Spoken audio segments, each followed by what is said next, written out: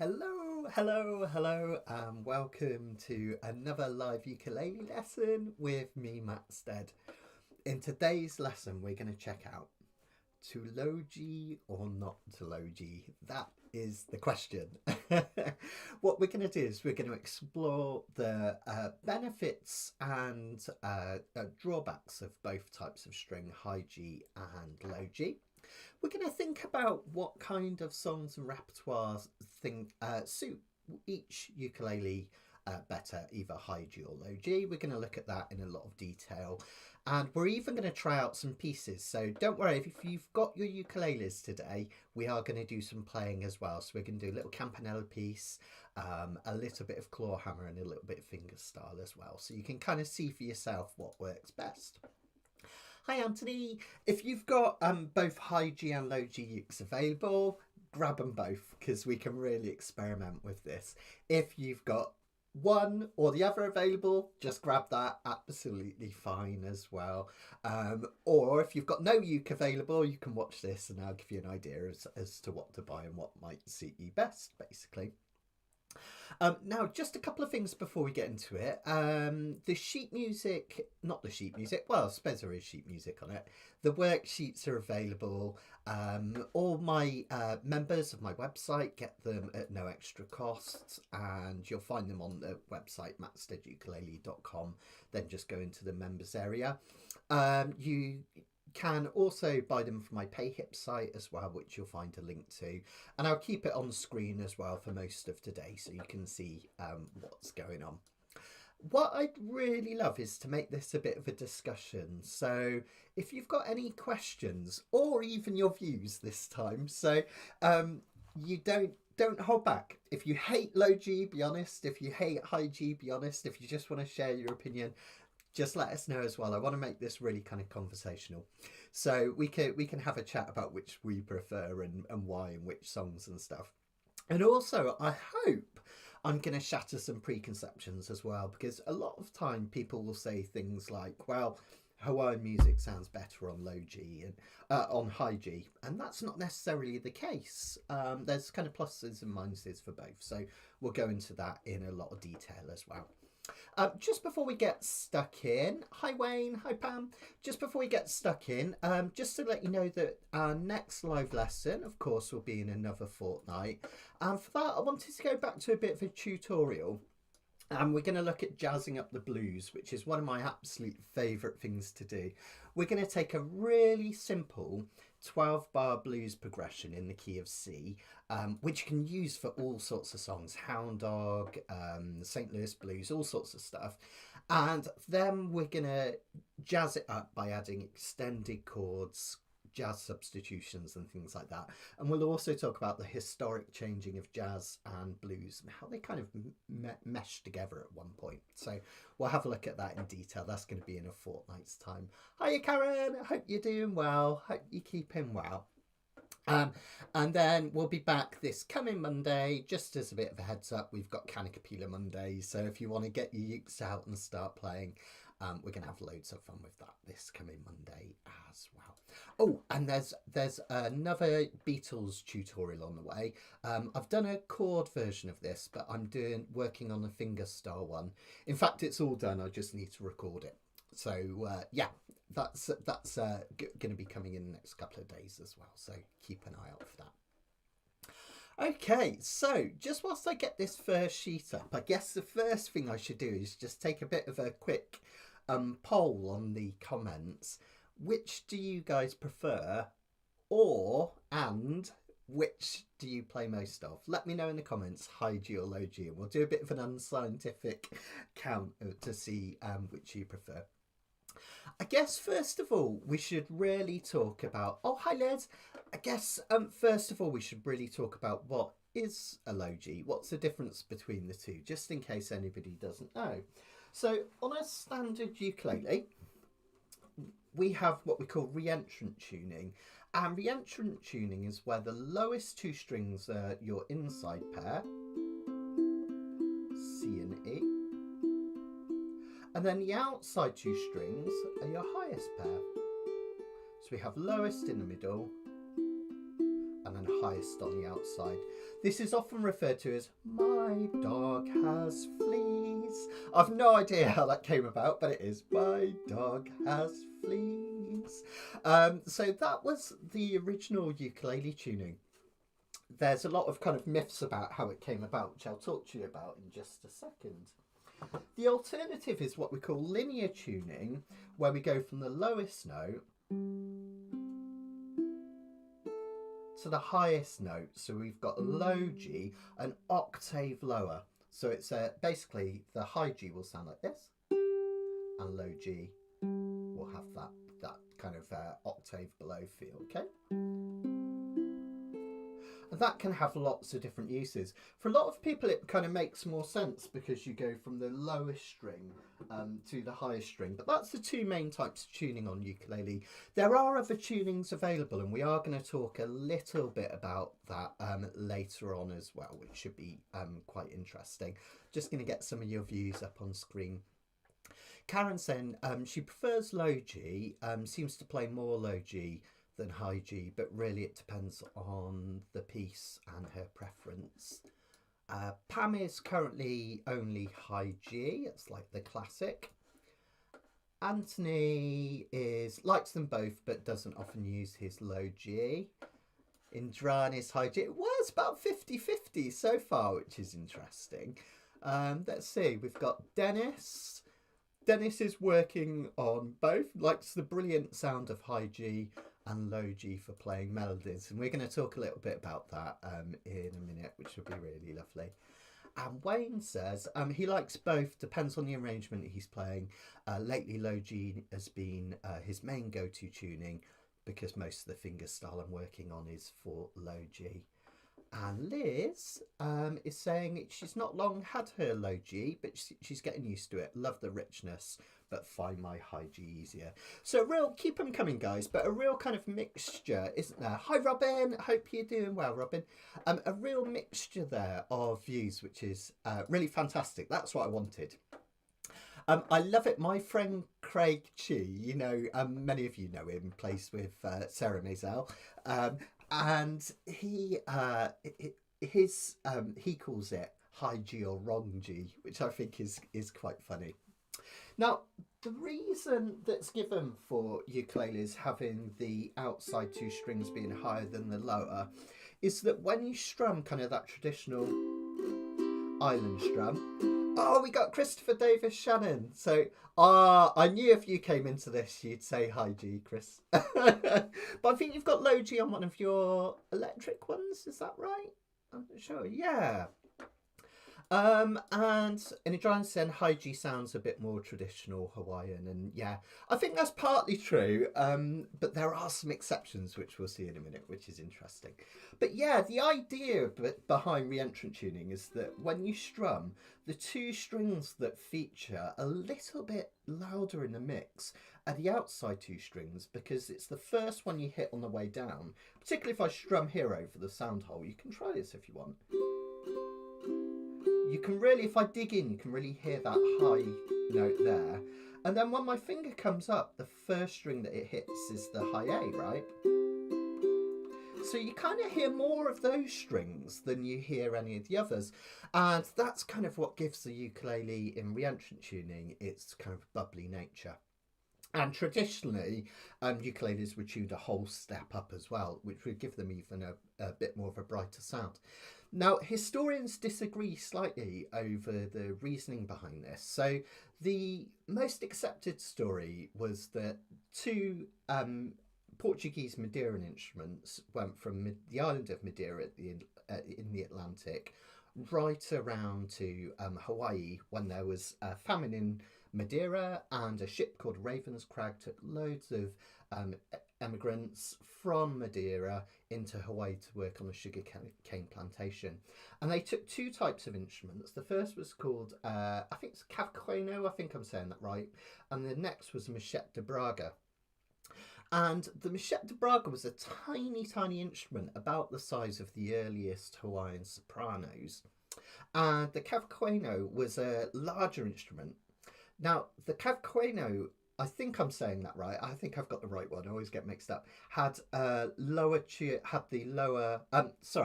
higher reentrant tuning, but the Machette de Braga had the smaller size. So when the two were kind of merged together, become the ukulele in Hawaiian, ukulele meaning jumping flea. They took the tuning of one and the size of the other, and that basically became what became the modern ukulele. A relatively modern instrument when you think about it. When you think of guitars going back to Renaissance times, it's a relatively recent instrument. But more recently, a lot of historians are saying actually it wasn't a purposeful choice. Instrumentalists have been using wound strings for years and years. If you think about violin strings, they have a core, often of nylon, or it would have been catgut in the old days, with a very fine metal element wound around the outside. That allowed them to get a higher tension string, which is thinner and will fit perfectly on the instrument.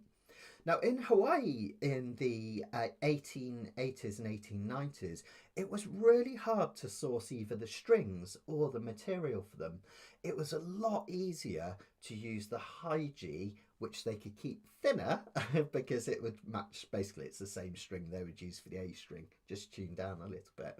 And it made it easier. So a lot of historians now think actually it was just because wound strings weren't easily available and the higher string was easier to fit on and it intonated better as well. So kind of fascinating that from the off, the kind of history, which is interesting. Karen's got a question where she says, do you ever put a low G on a soprano? Somehow I don't think that would work. Now, this is really interesting. I'm glad Christopher's come in on this one. Christopher's saying he has a low G on one of his sopranos. It can work. Found a wound G is best, but the unwound Aquila red low G can work on a soprano as well. Though I get asked this all the time because a lot of people, when this debate comes up, say that low G strings works on tenor best and occasionally concert, but never soprano. And actually, it's not entirely true. You've seen from Christopher there that he uses low G on his soprano. And the example I always give, check out a guy called Herb Otter. Some of you may have seen his son playing on the ukulele scene. He played the Cheltenham Festival a few years ago, Herb Otter Jr. But Herb Otter played a little vintage Martin soprano with a wound low G for the low G string. And if you listen to the way he plays similar to how I do, only he was a lot better at it. He mostly used his thumb to strum down and hit melodies, you know, rather than using the Pima style.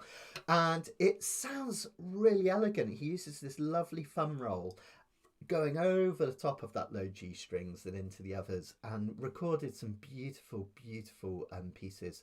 In fact, there's a lovely gig with him and Lyle Ritz playing together that you can find on the internet and on CD as well.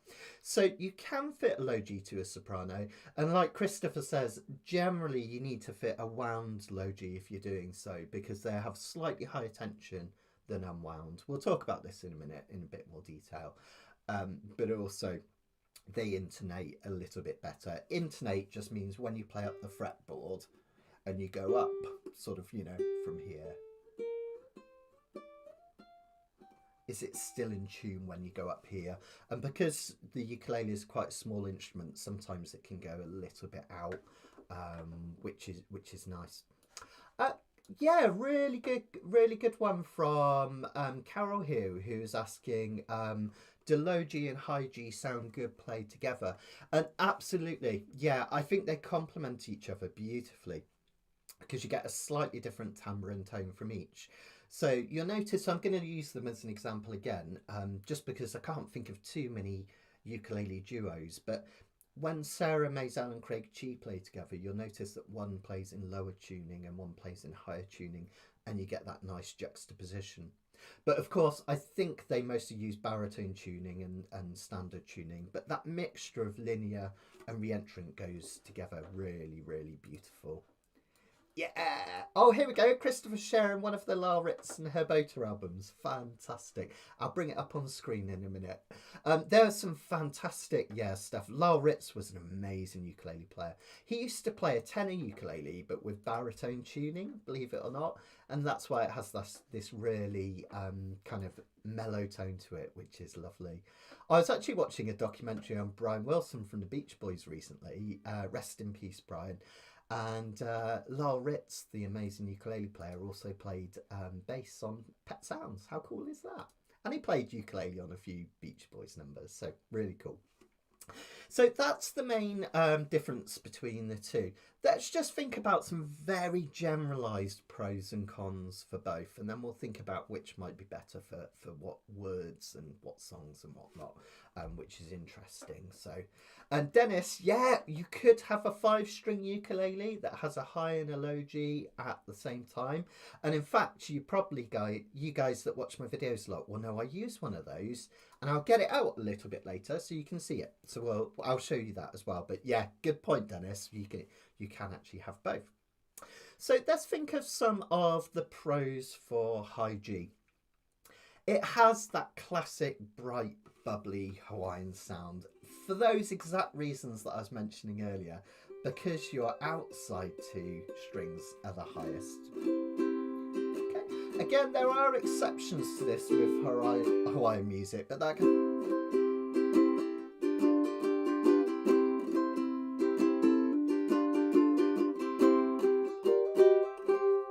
kind of bright and bubbly sound is really, really nice. And particularly if you're playing a kind of a soprano sized or smaller, that kind of really rhythmic stuff, it can sound absolutely fantastic for that. It's also great for campanella playing, and I'm going to do some of this in a bit more detail later on, but that's where you get these lovely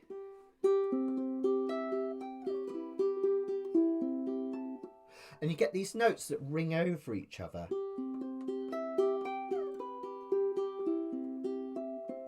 As the notes fit together. And high G works really beautifully for that. Christopher plays some beautiful stuff with high G in that style. Check out Samantha Muir, she's brilliant at campanella as well. And the great late John King as well played in that style, which is really, really lovely. It works a little bit better for a lot of people on heavy strumming songs. So if you're just kind of strumming and singing, again, there's always going to be exceptions to this rule, but it just works beautifully because you don't get the boominess of that low G. And that's often the case with myself. If I'm going to strum low G, I tend to err towards a high G. Not always, but the reason being, when you strum with a low G, you get that kind of boominess from the low G sometimes.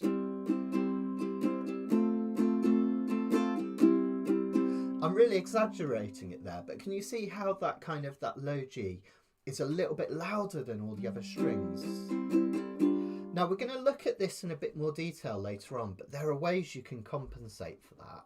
For example, when I strum low G, I tend to pass my nail very lightly over the low G and then push down a little bit more on the next three. And that gives me a kind of more mellow sound.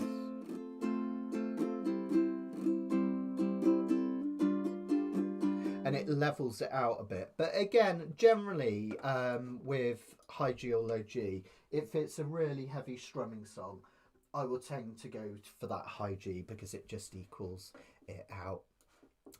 Carol, don't worry, you might miss the start, Carol. So the reason uke strings don't go from high to low like a guitar, couple of theories. One is that it was because of the instruments that came over from Portugal, and one of those instruments used the outside 2 strings for that bubbly sound.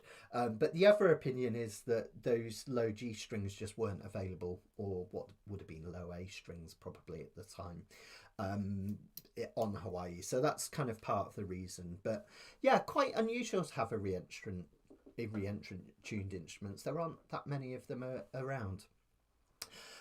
Also, sometimes if you get one of the smaller packs of, say, in the old nylon strings, you quite often find that the high G doesn't quite stretch far enough for some of the bigger size ukuleles. But that's something from the past. Really, it doesn't happen too much now.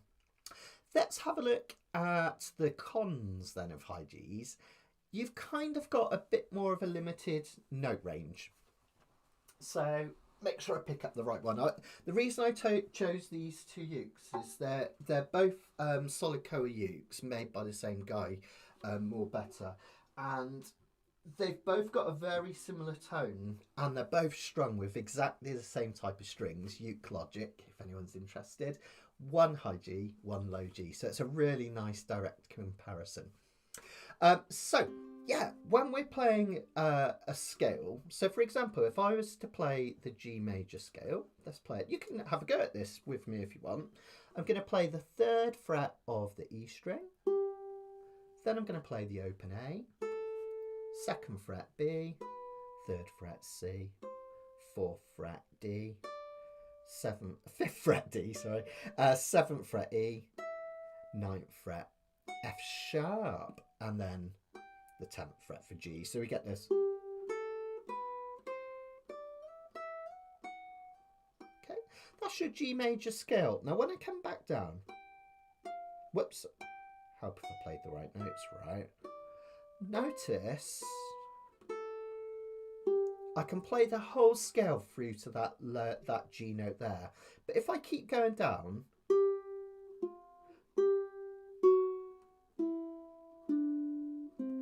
I can't get lower than that low C. I can play notes up here, but they're an octave too high. I'll do that again.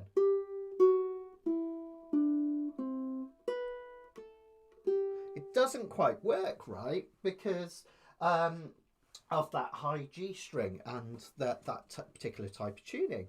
Whereas if I was to use a low G, okay, let's go from this G, sorry.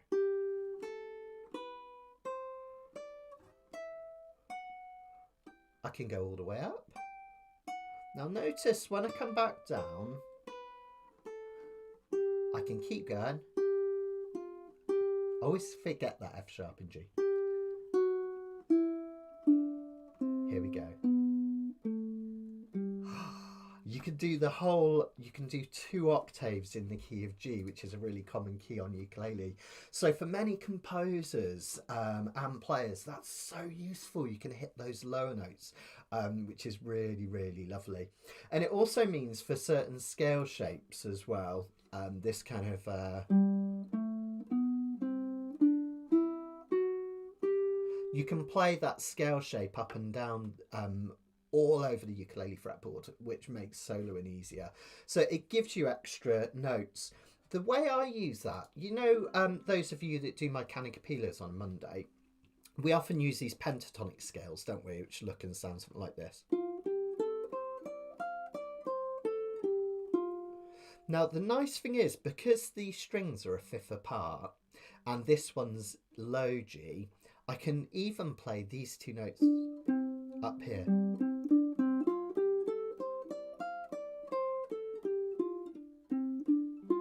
It gives me an extra 2 notes in the pentatonic scale, which works really nicely going up and down. So that's one of the drawbacks, I guess, of high G, is that we don't quite have that that breadth of scale, which is nice.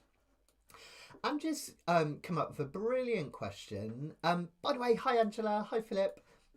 Angie's come up with a brilliant question, which I'm not sure I know the answer to. I'm going to be totally honest here. Angie's asked, other than the ukulele, are there any other instruments that are re-entrant? There are some out there, but I can't think off the top of my head.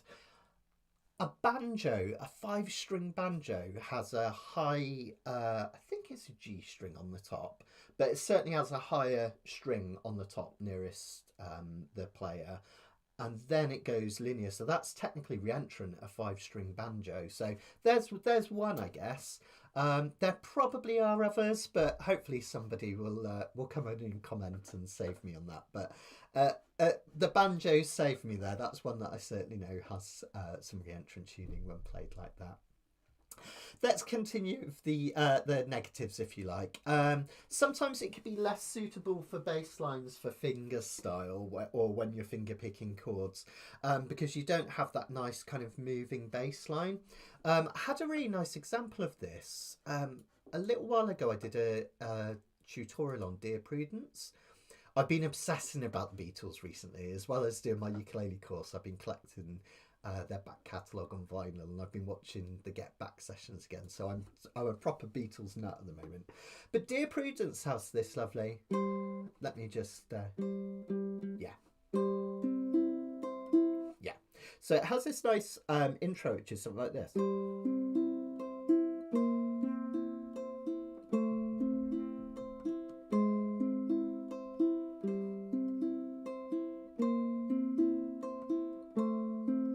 Recognise it if I sing over the top.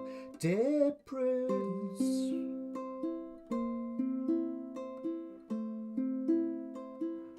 won't you come out to play?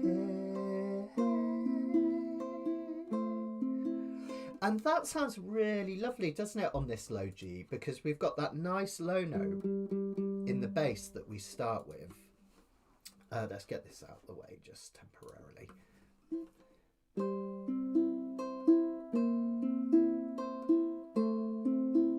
Hear that? We often call that line cliche. It's like a descending bass line, which sounds really pretty, and it just sounds really nice with that bassiness in the mix, which is really, really lovely.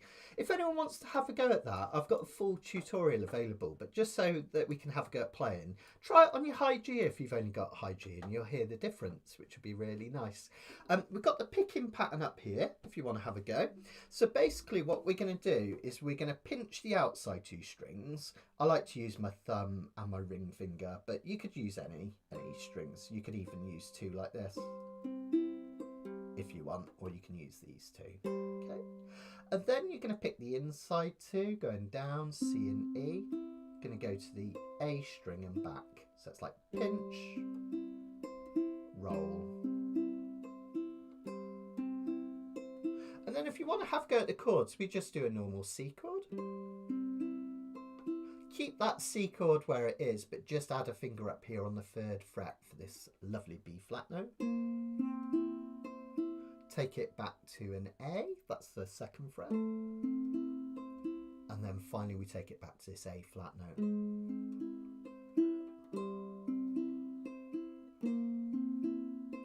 Isn't that really lovely?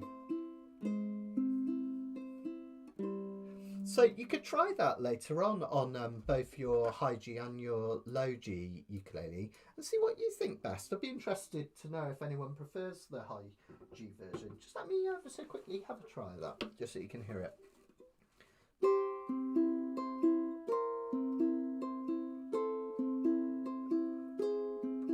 Still nice because you've still got the notes ringing through, but I think it does miss that kind of bass line element of it, which is really nice. And Carol mentions that it sounds more guitar-like, so that would make sense as well with it being originally played on guitar. That the ukulele played low G on that one is probably more appropriate. It sounds good because it sounds like the guitar. So there we go. It can sound, sometimes the high G can sound a little bit too light as well in expressive arrangements, so just something to think about. Now, let's look at the pros and cons of low G. It's interesting, isn't it? Because when you compare these pros and cons, you also end up kind of mixing and matching a little bit, don't you, between the pros and cons of high G as well. But in terms of low G, we've got, it adds extra range and bass, and we've seen that. You can add those extra notes in the key of G, or any key, you can go down a few extra notes, which is great. You can play fingerstyle and chord melody and solos on it really nicely. I love the sound of it for mellow chord solos and chord melody, which we're going to look at in a little bit. And as I say, it's easier to visualise scales as well, because often scale shapes, if you go from the low G string, you can take the same shape up and down the neck, which is really lovely. Sometimes you can have smoother transitions between registers as well. So if you're changing up the neck, it can smooth things out, which is lovely. It lacks the traditional sparkle, I've called it. If you think about kind of if you think about some music types, particularly now this is a tenor, so this isn't best example, but save me getting my soprano out and having to open a case and everything. But say you wanted to do that kind of Formby-esque, you know, that split strum. It works on a high G because you get those really pingy notes on those two strings, don't you? Da da da da da da. And similarly with claw hammer, which we'll look at in a bit as well. We're actually going to have a go at that. If I do it on the low G, doesn't work, does it? So for that kind of traditional bubbly or really kind of aggressive re-entrant Formby sound, it doesn't really fit so well. On smaller ukes, particularly if you use a low G string, because the tension is really low, you might find that as you go up the fretboard, that the notes start to sound a little bit sharp, and that's because the uke isn't intonating perfectly. Because the low G string, when you get a fatter string, basically the intonation is much more noticeable. So, and also the nut slot was designed to often on a ukulele to fit a high G string, and when you put a fat unwound low G string in, sometimes it sits on top of the saddle rather than slotting in neatly, and then you have to push down harder on the first few frets to make a note, and that's why you get that sharpness, which often happens. You can very carefully file out your nut slot to accommodate an unwound low G if it doesn't fit. But if you have a very narrow nut slot and you want to try low G, and it's quite narrow, I would then recommend perhaps a wound string because it has the high string tension and it's narrower. But we're going to look at that in a minute in a bit more detail. Not ideal for campanella, which we're going to see in a minute in a lot more detail. We're going to play some pieces of music in a minute. You'll see that it doesn't necessarily fit very well for that style where we have those notes ringing out. And also, as I alluded to just then, sometimes the nut slot will need widening, which can be quite awkward. You can have the same thing in reverse. If a ukulele was constructed or filed out to accommodate a low G string, sometimes then when you change to a high G string, the string can vibrate a little bit because it moves in the nut, and that can create an annoying buzzing. So you can get a problem going both from high G to low G and low G to high G. If you're not sure, if you find a more experienced player, or if you take your uke into a uke shop, you know, Southern Ukulele Store or World of Ukes in the UK, MIMS, Uke Republic, places like that in the States, and they'll be able to take a look and sort it for you. Now, what about these kinds of low G then? Because that's really important as well. So this ukulele, you can really see, if I hold it up really close, actually I think if I use my close camera it will be better. So here we go. You can see that my low G on this one is unwound. That means it's a clear string made of, it could be even nylon, fluorocarbon, or it could even be the old catgut depending on the string. Now this is a fluorocarbon made by the guys at the ukulele site, and it has the feel of nylon, but it is fluorocarbon. But notice that it's fatter even than the C string. And the advantages of that is that it has a real mellowness to it. When I play it,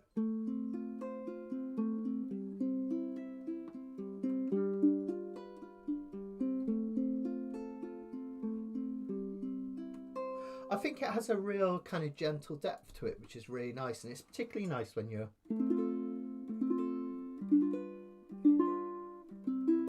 strumming down with the thumb. Works really nicely for finger style as well. Let's get this out of the way.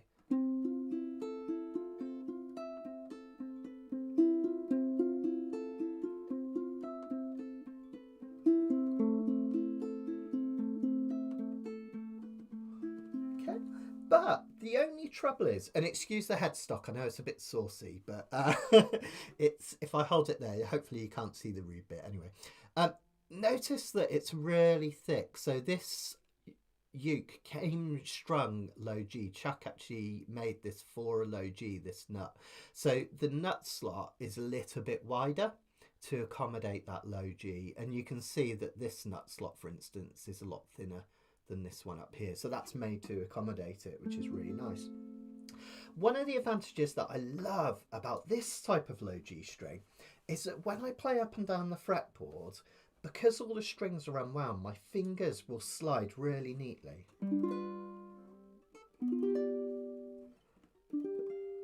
Over the strings. If I just played a high G, you'll really hear that. Okay, it's smooth, isn't it? It goes really smoothly. Now, the wound G string, I've got one here. This one's a bit of an unusual tuning that I wanted to show you, which is kind of interesting.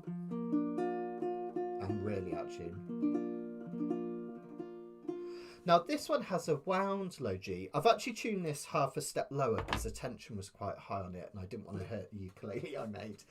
But notice when I move my fingers up and down. Whoops. Oh yeah, I mean this one's tuned in a different tuning, so let me just move up and down here. If I don't play, just listen. Do you hear that kind of? And if I'm not careful when I finger pick this, you get that horrible noise. Now, because I pick down with the pad of my thumb mostly, I can minimalise that, but I still get that slide when I go up. Now, some people hate the feel of that. I'm a bit, I'm a bit weird in that. Yeah, I would include concert as a smaller uke as well, Pam. But yeah, I think for that bubbly sound, yeah. Now I forgot what I was going to say then. What was I talking about? With the string going up and down. Oh yeah.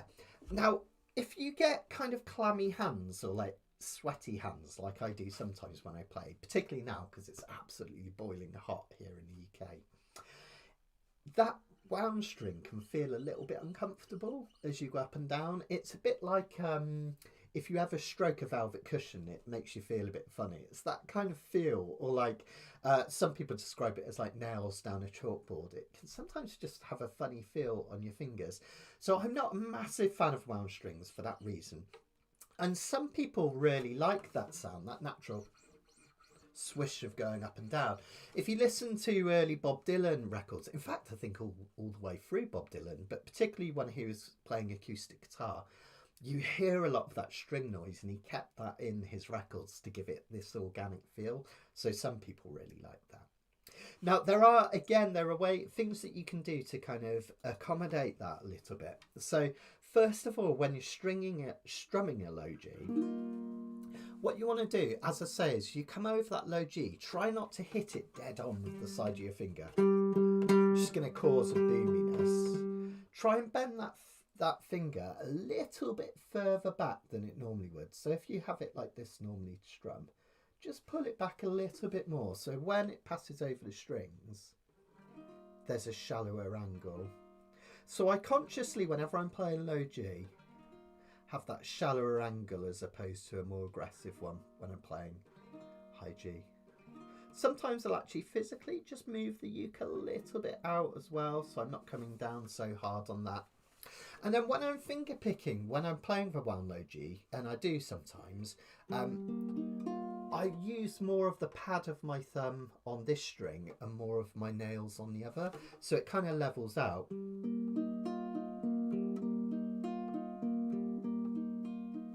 Now, if I was to use the nail of my thumb on that, I really dig in. Can you hear? It's kind of, it's got that scratchy noise. So that's something to think about when you're playing. That's the squeak that you get sometimes with the low G. Oh, I stay on this just for a second. But you can get wound low Gs that are polished. Fremont do one. I think they're called Fremont Soloist. And Tomastic as well. They're a German make.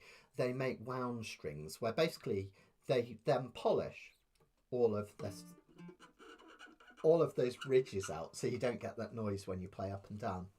The only trouble is, they wear out really quickly, both the Tomastic and the Fremont strings, so they do wear out really quickly because they've already been polished, so there's already less string there between the filament inside and the outside. So just something to think about, for sure. Yeah, definitely. The timbre's a little bit more even. Yeah, I definitely, definitely, and also it doesn't quite boom as much, which is interesting. Anthony, I do as well. It's only that thing. If my hands are perfectly dry, I really love the feel of a wound low G. It's got that kind of guitar-like feel, which I do quite like sometimes. But if my hands are ever so slightly clammy, like I say, it gives me shivers when I go up and down, and I get that.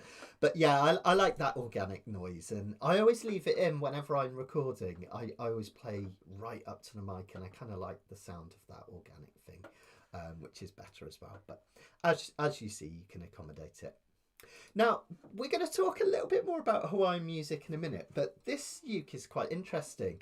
I wanted to have a uke that's strung slightly different to all my other ukes. So this one, as well as going from low to high, this string here isn't as high as a normal string. It's been tuned down half a step. So when I play all of my open strings, I get an open major chord. And this is really lovely for Hawaiian music that has these lovely little riffs. Have you heard that in Hawaiian music, that classic turnaround? Now, I've also tuned it lower as well, as I say, because of the tension, but often we think of Hawaiian music as using that kind of bubbly ukulele sound, but sometimes we want to play this linear tuning with the open tuner, which is really nice, and get this nice.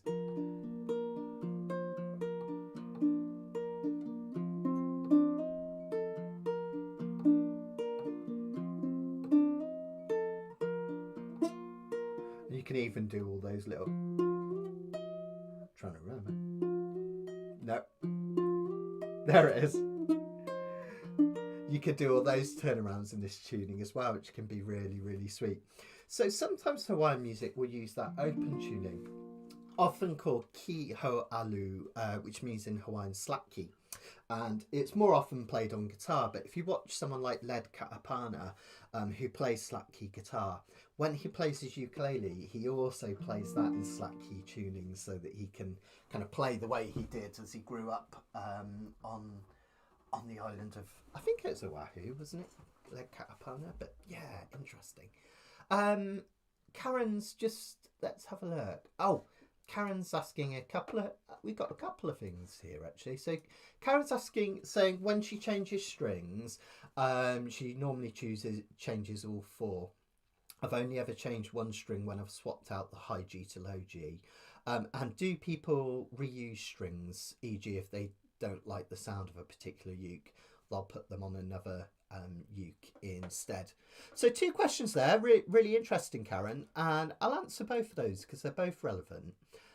So generally we recommend when one string breaks, although I've never had a ukulele string break and I've been playing 25, 30 years now, but in the rare circumstance they do, we recommend generally to change all four strings out so they all have a similar timbre and tone. Sometimes if you use old strings against new strings, the newer strings will have a brightness to them that the old strings lack, so you get an uneven sound between the two. So that I swap all four out at the same time. This is where low G comes in though. There's a rare exception. When you're playing wound low Gs, because they're made of metal, they often wear out a little bit quicker than your normal strings. You'd think with metal being a harder material that it would be the opposite. But what happens is the kind of wrap around the filament inside can become damaged every time you press near a fret, and so it can become worn out and they can snap or get tarnished as well. Sometimes they'll even rust, in extreme circumstances, or get oxidized. So in that case, I would then just swap out a low G string. So if I've got a wound low G, like I did in this uke, and 3 of these, I might only swap these out once a year, but I'll probably swap this one out about every 2 months, because it will just wear out and start to get tarnished and start to get really dim. So yeah, really good question that, Karen. Absolutely. I do reuse strings on other ukes if I don't like them on one. I experimented with years for strings. I used to have a suitcase. It kind of looked like the one Paddington Bear used to hold in all the stories. And it was packed full of all these strings. If you're going to do that, my main bit of advice is make sure you label them to say soprano, coolo, or whatever it was, and make sure you put them all back in the right one, because I've got so many old packs of strings where it's got they've got 3 strings in, or it's got 2 of one, 2 of another, and I can't remember what size uke they fit. And it's only when you've put them in and attached them you realise, oh, it's too short. So make sure you make some notes if you do that, because that can be an absolute nightmare as well. So Linda, that's it. Linda's saying she's had quite a few wound strings break. Now, there is something you can do about that, Linda, just in case anyone else is interested. Generally, when strings break, it's because they've become worn. And what wears them out more than anything are 3 things. A sharp nut, that's the bit of bone or plastic this end. A sharp saddle, that's the bone or plastic this end. And in fact, one of my students was emailing me about a sharp saddle recently, and he kept getting this string break, and it's because the ridge on the saddle was quite sharp, so that it broke quite a lot. The other thing is, if you've got some frets that are quite sharp as well, they're not rounded very well over the top, and you can actually smooth them out.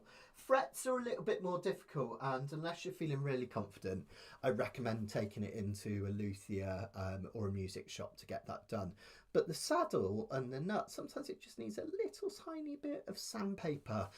If you use something like 400 grit, it's not going to be super coarse, so it's not going to take too much off.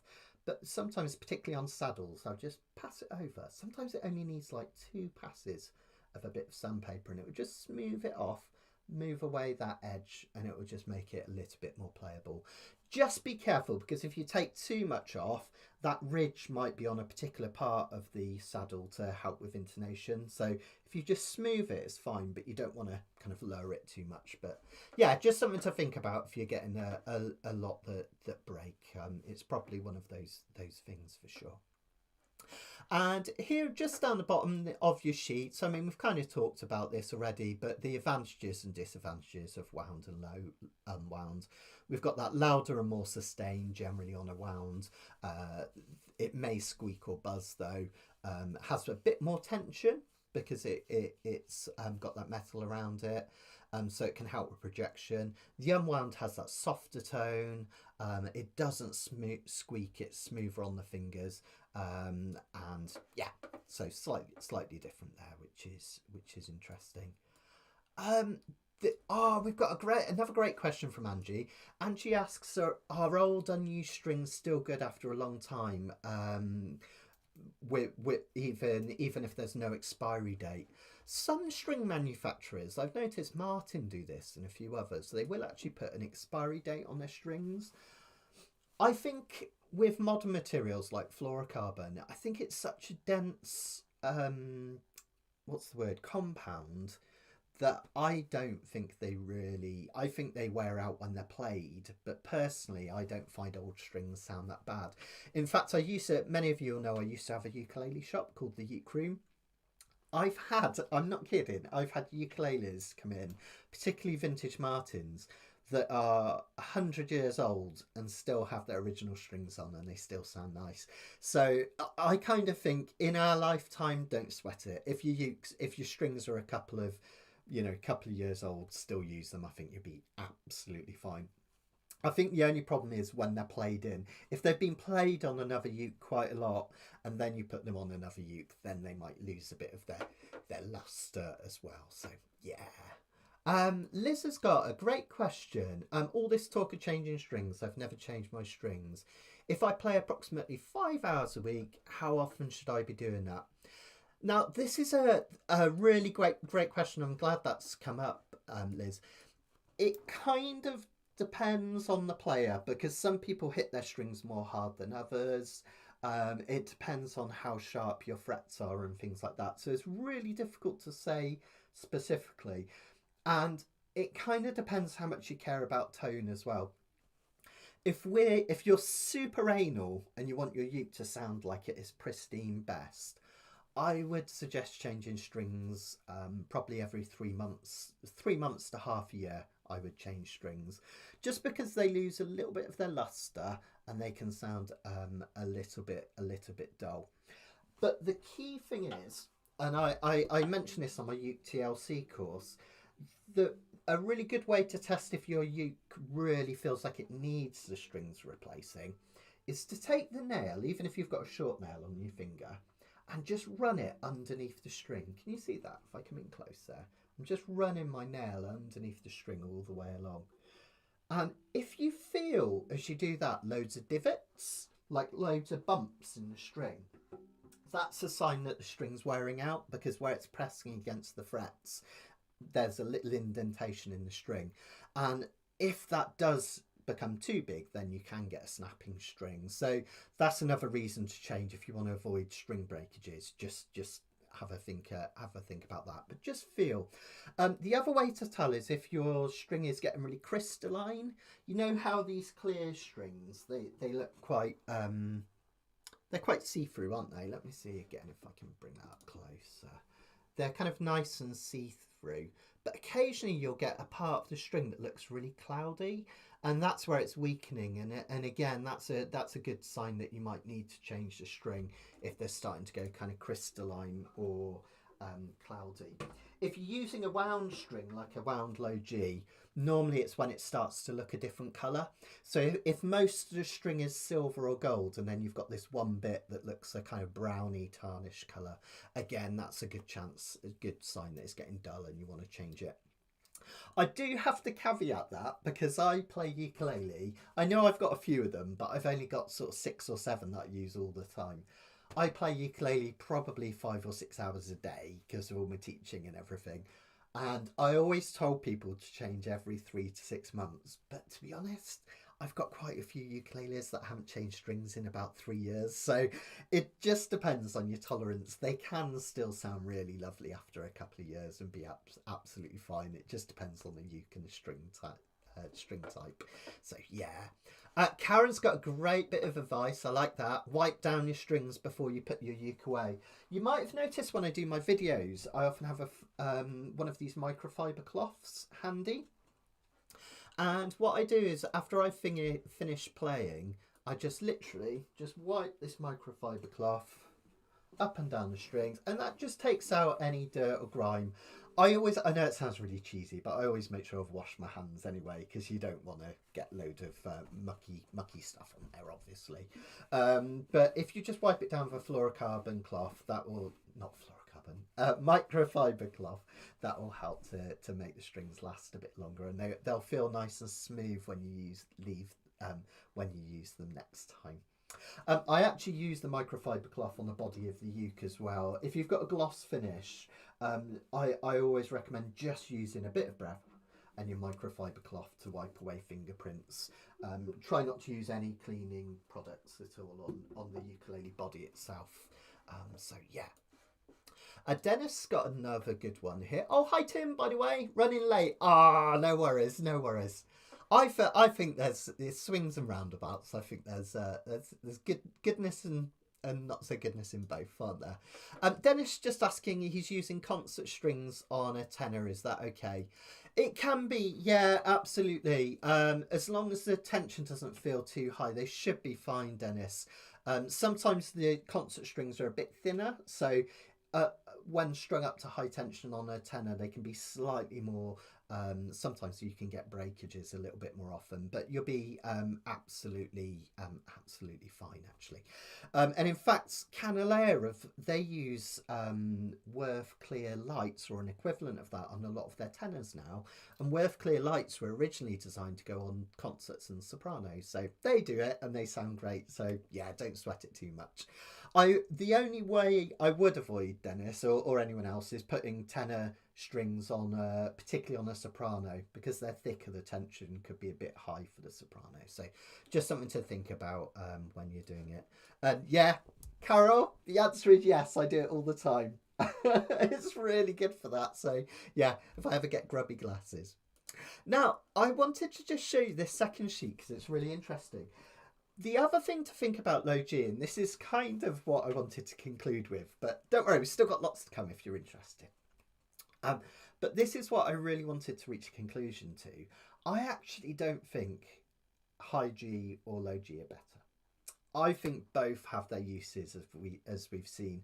So if you can afford to, not everyone can, but if you can afford to get 2 ukes and 2 nice ones, I would recommend getting 1 high G and 1 low G, and then you can kind of use them for different forms of music. So if you're playing that kind of form based style traditional stuff, that sounds really great on re-entrant. But if you're playing some finger style and it sounds like it really needs that depth and kind of mellowness of the low G, then you can use it for that. So I would recommend having 1 of each. And if you want to go really crazy, I can't remember, is it Dennis? Somebody mentioned earlier about the 5G. Some ukuleles come with 5 strings. So this ukulele was made for me by a guy called Phil Davidson. And you can see I've played it to heck. It's kind of, it'll look like Woody Guthrie's guitar scene. I've played it so much. But this ukulele has both a high G and a low G. And you can get all sorts of combinations. You could get 6 strings, 8 strings. The reason I love this is when I want to do mellow finger style, I still get that lovely low G sound.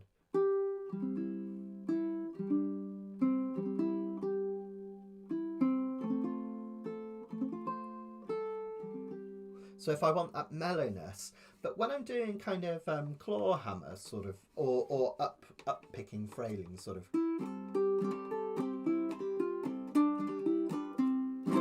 I can still get that nice high G sound. So, and also, when you're just strumming, it has that nice jangliness to it as well. It's a bit like Roger McGuinn playing his 12-string guitar in the Byrds. It kind of adds a nice jangleness, which is really, really sweet. So I've just up here, just in case anyone's interested, I've put some kind of some songs that I think generally sound better in one or the other. So songs like that have that kind of traditional island strum, you know, that really kind of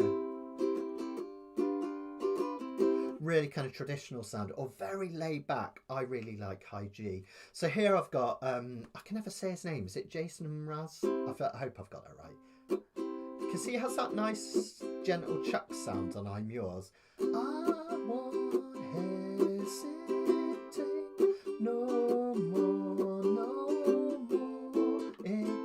I'm forgetting the chorus. Cannot wait, I'm yours. It's got that kind of laid back gentle feel, which I think works really well like that. Jazzy things like 12th Street Rag. It'd sound better on a soprano, but you get the idea.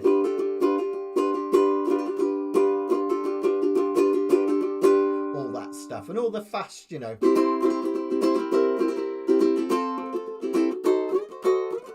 All that sort of stuff I think sounds really great on the high G as well. Claw hammer, I think it sounds so much better on high G, because you get this nice bum ditty where the note hits, where your finger hits that high G. That's that kind of, and it just sounds,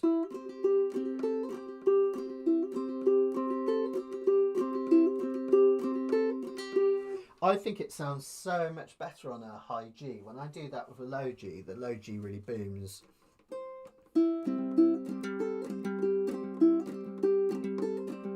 Can you see how the low G kind of dominates it a bit too much? So when I do claw hammer, I almost always use my high G, or I'll use my 5-string for that as well. Let's have a look at a few more examples that we had. Campanella, I'll talk about that in a minute, but that really works beautifully with high G. Then what about low G? Well, I kind of like those finger-picked songs that feel like they need to go high to low, like Leonard Cohen's Hallelujah. It kind of, that arpeggio, which just means all the notes from the chords lowest to highest, one after another. It sounds really nice if you go from the lowest to the highest with the low G.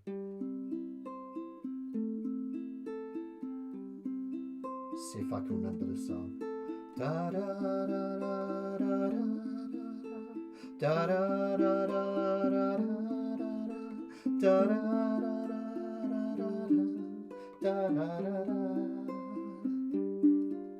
It goes like this, the fourth.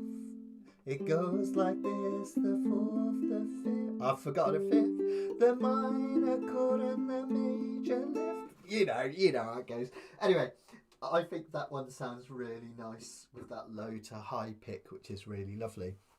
Jazz sounds great. In fact, you can do that lovely bossa nova thing. Or that kind of... just sounds lovely for that kind of mellow jazz thing. But here's where I think it's really important that we don't kind of stereotype or generalise too much. You know, everyone says, and I've said this myself, so this isn't a criticism of anyone whatsoever, but a lot of people say Hawaiian music, it suits that high G because of the traditional thing. And it makes sense when early arrangers like Ernest Ka'ai, they arranged pieces for ukulele, they tended to do it on a high G, or in fact a high A, because they were playing a higher tuning still. But there are exceptions. The classic example, I think, is Brother Iz's Somewhere Over the Rainbow. Brother Iz played a Martin tenor ukulele from the 1970s, and he always played it with a wound low G. So it has that sound. So if you're ever playing Somewhere Over the Rainbow and you think, oh, it doesn't sound like when Brother Iz does it, and I get this all the time, it's because he had that low G string and he really highlights that low G string. So he hits this note up here, which is a C. And when he goes to the E minor, he plays it this way as well. So rather than this, he puts this finger up here. And then an F. And then C. And you'll hear kind of this... Whoops, that's terrible, but you get the idea.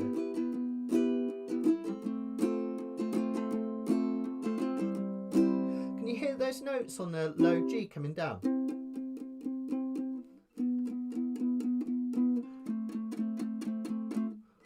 And when he puts that together, you get that nice Brother Iz sounds. And it never sounds quite the same played on a high G, I find. So that's a really nice example of Hawaiian music which uses a low G. And also his version of White Sandy Beach.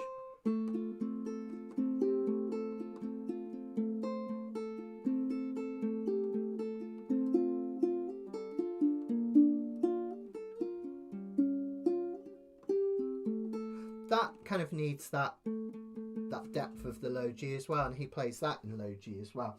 So some Hawaiian music sounds really, really beautiful with low G, and particularly that open tuning that I mentioned earlier for slack key, that feels like it needs that low G string on as well. Rebecca, you've asked the impossible question. That's a bit like asking which my favourite child is. I don't have a massive amount of ukes, although when I did my show and tell a few months ago, I realised that I have more than I let on, because I have my 6 main ukes, and then it was like, oh yeah, but I've got my travel ukulele, and I've got my sopranino, and I've got a vintage one, and all this sort of stuff. But mostly I use tenor ukuleles. In fact, you can see the cases behind me. There's not that many, right?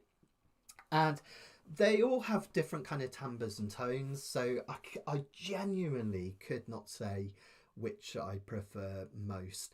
I think my two kind of fanciest ukes were the ones made by More Better in Hawaii. He's such a good builder. And Leslie, I can't remember if Leslie is still on today, but she got to hold this ukulele when she came to visit, and she'll tell you how light it is. It's just like the lightest ukulele. It feels like you're not holding anything. It's just amazing. And that's really beautiful. That was made by Chuck on the Big Island in Hawaii. My first proper like custom uke was by a guy called Jake McClay, a Hive ukulele, and I love that to bits. That's been with me through all sorts of recordings. The one that I use the most is my Phil Davidson, and I think it's just because it's so versatile, because it's got that high G and low G string. It's got a very nice open tone.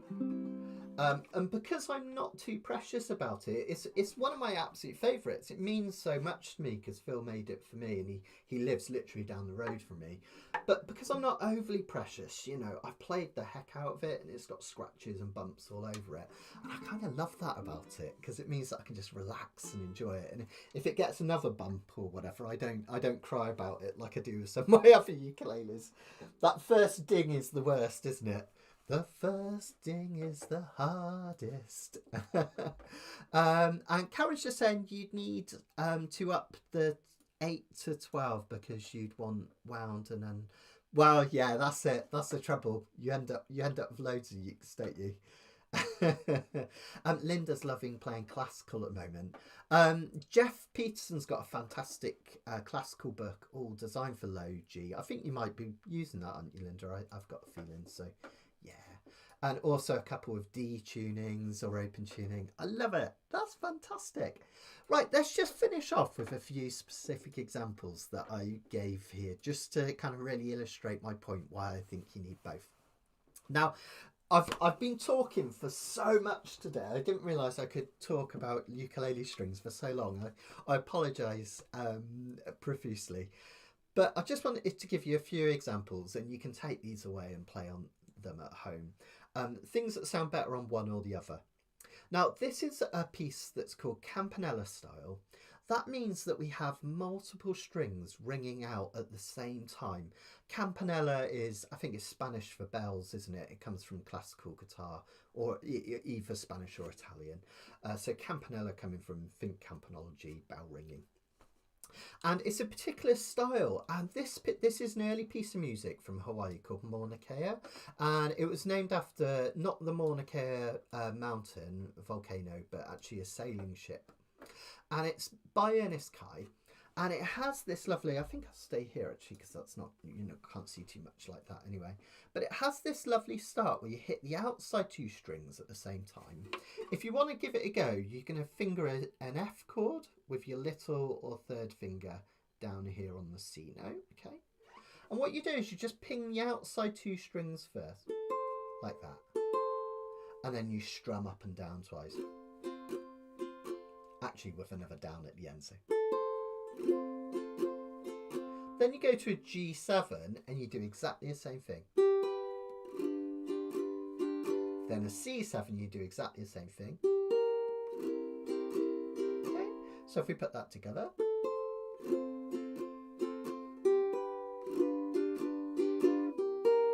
Do you notice that as I do that, the G and the A strings, they're ringing at the same time? Which is really, really nice classic campanella. And that's easy to do because I just hit the outside two strings. I could approximate it by using this G here, third fret of the E string, but it doesn't quite have the same ring to it. So classic example of campanella. And this measure is even more so. All of the notes are played at the same length, which makes it easier, okay? And all you've got to do is just add this finger down on the second to last note. So we hit the C string twice, then the A string, back to C, then the A again, and then we put our finger down for this B flat note, the 1, and then the G. And then the next measure, we just go to an F. So that sounds like this on high G. It's got this lovely kind of ringing thing going on. I'll do that again, sorry. Did you hear that? How all the strings rang beautifully over the top of each other. And if I did that with a low G, it wouldn't have the same... Sorry. Yeah. That last note just doesn't sound right, does it? I could approximate it again, like I say, I could replace that G with this finger here.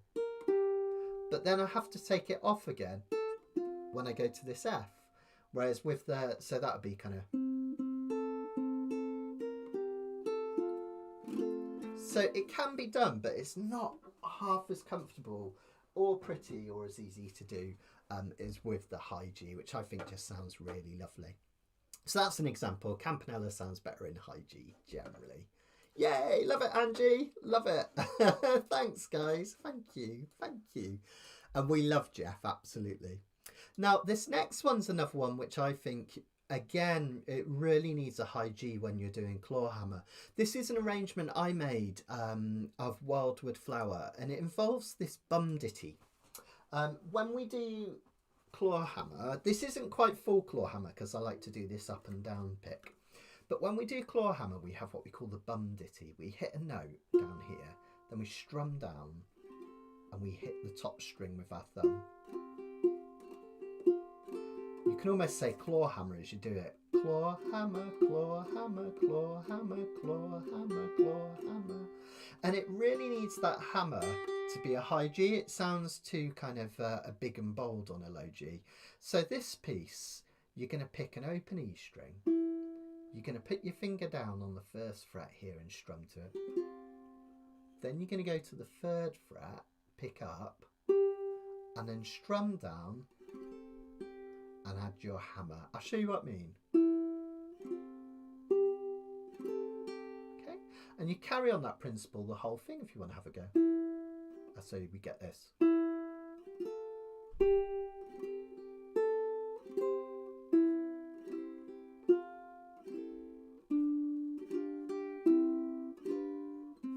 And if I don't worry about it now, you can always work on this afterwards. But if I do that quickly, I'll have to drop my uke, so I'm a bit more comfortable. I'll do that again. There it is. It's got a lovely feel to it. It's very those taps on a high G, they just work really, and so on and so forth. I could even do kind of that lovely.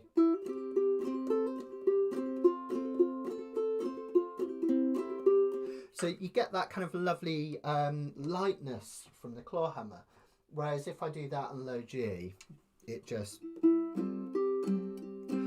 doesn't work. You can hear it. That G just doesn't ping through enough. So that's you can play clawhammer low G, but I think it works a lot better in high G. But sometimes I'm going to bring in a different arrangement. Sometimes you get a piece of music which just physically it's almost impossible to play high G because the notes go too low down. You can always spot a song that has that problem because the lowest note you can play on a ukulele is a C note, and that's the second to last note up there on the musical stave. See that second to last note, the open C? But if you look at the notes either side of it, those are two low A notes. So you can see it's lower down. Now you can't play those on a ukulele tuned with a high G, but on a low G, they sound really glorious. This is a piece called Ashokan Farewell. It's written by Jay Unger for the Ashokan Bluegrass Festival, but Spencer Gay's done this lovely arrangement for ukulele. But you'll notice it only really works in low G. So we get this.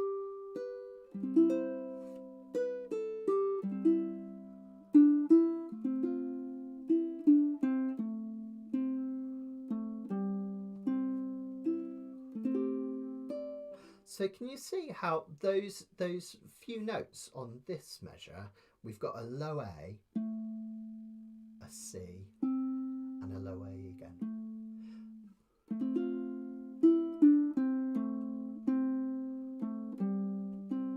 And then it plays up through the arpeggio.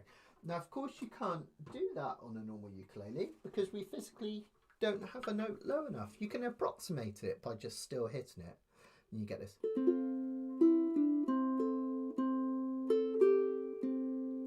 But the notes aren't flowing in the right order, right? So that's a classic one where you have that low G tuning, which works better. Of course, you could transpose it, but that's a heck of a lot of work, isn't it? So, yeah. Yeah, mine too. Spencer came into my shop years ago and introduced himself, and he just shared this treasure trove. If anyone's interested, Spencer Gay puts a lot of his stuff up completely for free on the internet. It's amazing, and he has this low G resource just full of chord melody pieces, which is absolutely fantastic. And then I'll just give you one more, just an example to finish off. This last one's one of my pieces, the Wend, and I originally made this one for high G, and it just has this kind of mellowness. Let me just get my finger in right. Here we go.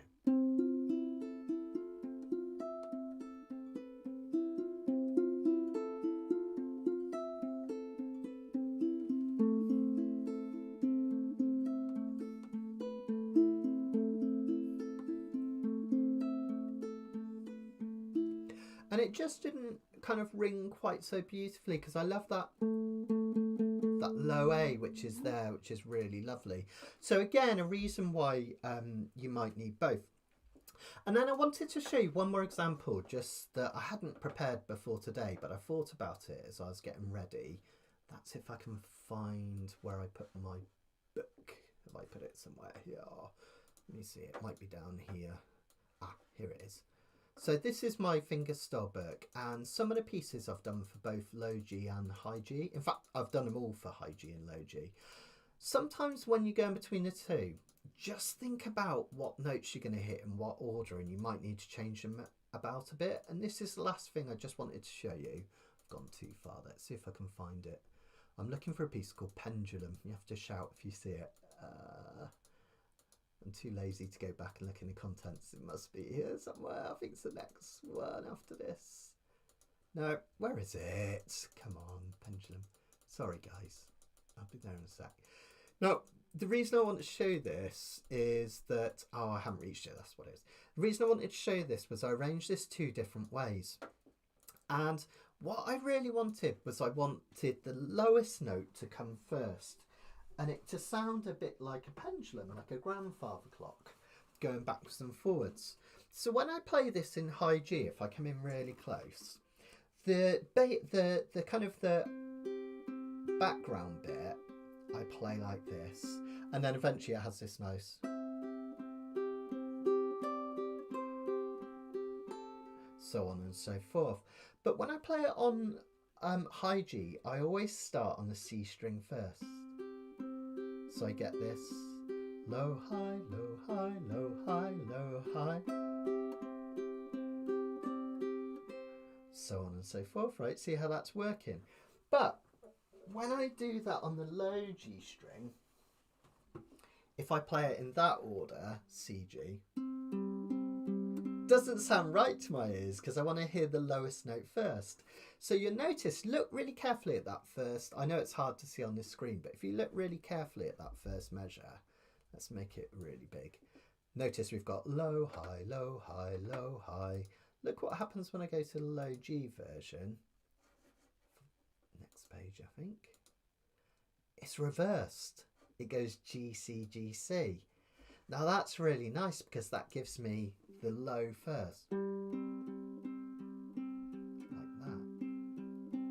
And I kind of like it. So think about your arrangements. Sometimes if you're changing between low G and high G, you might change them, and then I get this. And so on and so forth. I always go wrong on that one, low G, because I'm always used to playing it high G.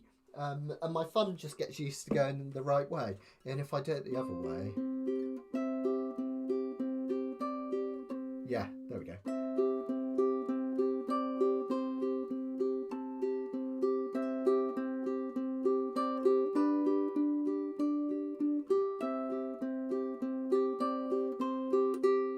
Yeah, you get the idea anyway. So I kind of think about your arrangements. You might want to alter them if you're changing between high G as well, which is one last thing I just wanted to flag up to think about. So I hope, honestly, I meant to go into more depths with these pieces and getting you all playing them, but you've got the tab there. You can have a go, right? If you get stuck, just give us a shout. You can find arrangements of these on my YouTube page. I've also got a full fingerstyle course which goes with the book if you're interested. This is a book I released a while ago, fingerstyle ukulele for both high G and low G. So if you want to try any, you'll find them in there. Plus you've got the worksheets, of course, as well, so you can find the little snippets of examples there. Just have a go at them. And yeah, I really didn't think I'd be able to talk for 2 hours about low G, and I have, so apologies if I bored anyone. And thanks for sticking with me. I really appreciate it. I'll just stick around to see if there's any questions at all with any of that. Just let me know. I will be glad to help, of course. And everyone seems to love A Ashokan Farewell. It's great, isn't it? Yeah, I love I've always wanted to go over to the Ashokan Ukulele Festival. Maybe I'll get Leslie to put in a good word for me, because I just love it. I love bluegrass music, and I've always wanted to walk in the Blue Ridge Mountains. So maybe one day. But yeah, everyone loves that. Oh, thanks guys. Thank you. And remember, you can rewatch this anytime you want. All of my live lessons. You might have seen my YouTube and worried they've dropped away. I've spruced up my YouTube, but don't panic. They're still there. I've just unlisted them, so it means they won't show when you search. But just go to my website. You don't have to pay anything for them. Just go to my website and then click live lessons and then click fortnightly archive, and there you'll see all of these live lessons one after another, and you can pick and choose any one. So if you missed it and you want to watch it again, you can go back there and try it. Yeah, I love that, dear Prudence. It's so much fun. I love it. As I say, I'm totally obsessed with the Beatles at the moment, so I've been rereading I was just seeing if it's there, been rereading Revolution in the Head and learning lots of tunes for the course, which is great. Carol's just asking, can you just replace high G with low G string? Generally you can, Carol. Just check that it sits in the slot of the nut. So that bit at the top where it goes to the headstock, up there, just make sure that it's in the slot and not resting on top, because some low G strings, they're just that bit too big and you might have to file the nut. But generally you can literally just switch one for the other and you'll be fine. You can leave all the other strings on. You don't need to restring them all if you don't want to, Carol. So yeah, you'll be fine. Oh, I love it. No worries, Fran. I'm glad you entered the challenge. There's a few more days left of the challenge if anyone fancies it. Have a look. We're doing songs from all around the world, and you can join in and you get to win cool Matt thinks I'm an amazing ukulele player badge and all sorts of stuff. So check it out. It's on the Facebook group if you're interested. It'd be great to see you. So Leslie's already suggested me to the organizer of Ashokan. Thanks, Leslie. You are a star. I'm gonna have to put you on commission. Thank you. That's amazing. I keep fingers crossed they get in touch, because I'd love that. That would be brilliant. Fantastic. Best thing, guys, just experiment. If try a low G on your ukulele. One thing to warn you about, this is really important, just in case anyone's still watching.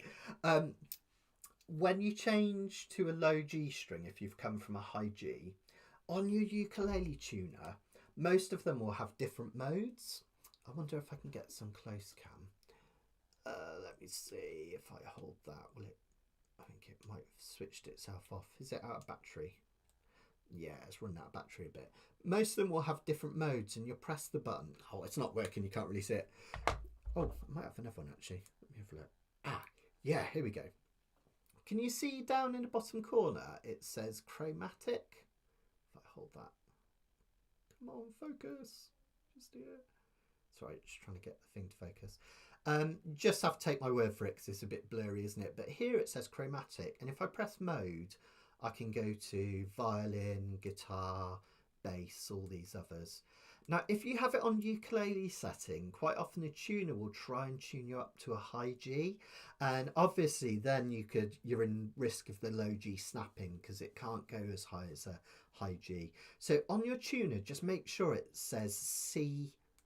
It either says chromatic or C for chromatic. A lot of people think the C means cello, but it actually means chromatic, and that will just tune towards the nearest note, and you can do it until it finds that nice low G. So just be a little bit careful for that. If you're tuning and the low G is getting really tight, you might be trying to go up too high to a high G, so just bring it back down, and you should be good to go. If you're not sure, just if you just go on YouTube and click low G pitch, and then you can have a listen and make sure you match that as well. So yeah, Karen's working on getting me to Canada, Leslie, so we might have to do a North American tour. That'd be good, wouldn't it? That'd be fantastic. I would love that. Absolutely, absolutely. Talking of that, if anyone's free next year and they want to come and join me in the Caribbean, we've got our amazing ukulele cruise 2026. This is likely to be the last time I ever do this, because Donna and Harry tend to do tutors in a 2-year cycle, and then they move on to somebody else. So this is probably going to be my last ever time doing the Caribbean cruise. So if you want to come and join me in the Caribbean for cocktails, beautiful sunshine, wonderful wildlife, you can help me take pictures of iguanas like I did last time. All the details are on here. It's also on the website under events, so that's next February. It's going to be absolutely brilliant. I'm also playing Shriekfest in August if you're interested in. This is from Monday, so it's about 37 or 36 days now as well. And then don't forget, we've got the new Beatles lesson coming up soon. We've got the normal Let It Be on there, but we've also got the chord melody version coming this week, which is going to be really, really fantastic. And in 2 weeks' time, we're going to do a Jazzing Up the Blues live workshop. So that's where we take a basic blues, kind of just your bog standard,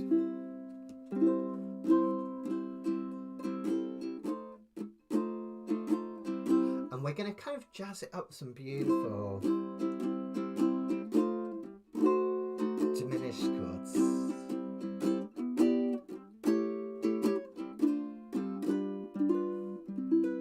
So that's going to be loads of fun, turning the blues into jazz ukulele blues. And you'll learn all about those chord swaps that we can do, and you'll be able to make the blues sound even sweeter than it already does, which is going to be fantastic fun. I'll talk a bit about the history behind it, as well as how kind of blues changed to become a little bit more jazzy, because it's kind of fascinating, I think. Right, I think that's a lot for today. I've talked way longer than I expected to, so thank you, the 21 people that are still with me. I think you're magnificent, and thank you for not getting bored and for getting so involved. Really, really appreciate it. Well, take care, guys. I'll see you in a couple of weeks. Remember, if you haven't already, go and join at the website, mattsteadukulele.com. 10 sequential courses, all there. There's a free taster course as well, so you can try a video off every single course there now. So go and check it out, mattsteadukulele.com. And I'll see you very soon. Take care, everyone. Much love.